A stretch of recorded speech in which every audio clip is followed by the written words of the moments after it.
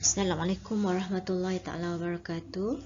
So hari ini saya nak menerangkan tentang application of differentiation untuk tajuk yang pertama iaitu gradient of tangent. Okey, sekarang ni kita akan menggunakan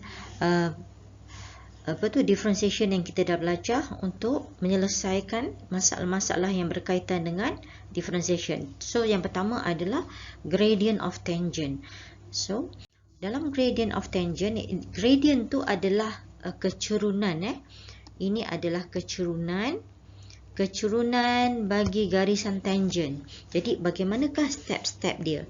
So ini step yang saya terangkan ni, ada 4 step utama, iaitu macam mana kita nak mencari kecerunan. Pertama, diberi nilai y sama dengan fx. Okey, dengan nilai point dia beri x sama dengan y, xy. Okey, lepas tu apa step kedua? Step kedua kita akan cari dy dx, okey, daripada nilai fy yang diberi. Lepas tu apa nak buat? Kita substitutekan x tu, masukkan x dan y. Okey. Kita masukkan nilai x tu untuk cari nilai kecerunan m. Okey. Nah, untuk cari kecerunan m. Okey, bila dah dapat kecerunan m, so find the equation of tangent by using equation. Jadi kita boleh cari persamaan tangent dengan menggunakan y sama dengan mx tambah c. So kesimpulan dia, okey, apabila diberi satu fungsi y, kita boleh mencari kecerunan tangent tu dengan buat differentiation. So kita akan dapat nilai m, okey, dengan memasukkan nilai x yang diberi ke dalam first order pada derive yang pertama. So kita akan dapat nilai m. Okey, untuk lebih jelas kita cuba untuk selesaikan masalah ni. Okey, di mana contoh masalah ni adalah y sama dengan x kuasa 3 tambah 4x tambah 4x kuasa 2 tambah x. Okey, at the point 2, 5. Okey, so apa nak buat?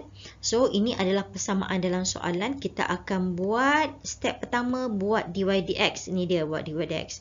Kita dapatlah 3x kuasa 2 tambah 8x tambah 1. Okey, lepas tu masukkan nilai 2 ni, nilai x ke dalam ni. 2 ni kita masukkan kat sini. Jadi kita dapatlah 29. So 29 ni apa? 29 ni lah kecerunan m, iaitu gradient. Okey, jadi gradient dia adalah 29. Okey, kita tengok contoh soalan yang kedua.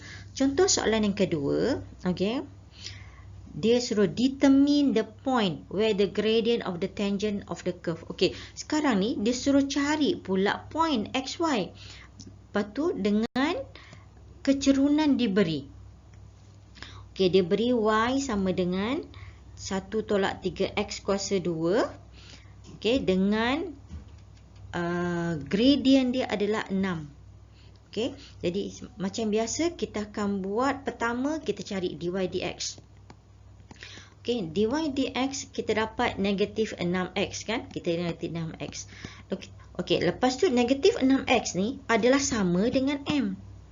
Jadi kita dapatlah nilai x. Okey, sebab m tu dia dah bagi dah. Negatif 6x sama dengan 6, iaitu ni. Dia dah bagi dah. Jadi dapatlah nilai x sama dengan negatif 1. Lepas tu kita masukkan x negatif 1 ni untuk cari. Kita masukkan x negatif 1 ni dekat mana? Dekat ni, persamaan y sama dengan 1 tolak 3x kuasa 2. Kita masukkan nilai x. Lepas tu kita akan dapat nilai y. Okey, itu yang dapat nilai y sama dengan negatif 2. Jadi dapatlah point dia adalah negatif 1, negatif 2. Okey, soalan ni dia bagi fungsi dan gradient. Dia suruh cari point. So inilah step dia. Okey, yang ketiga. Sekarang ni dia suruh cari pula constant.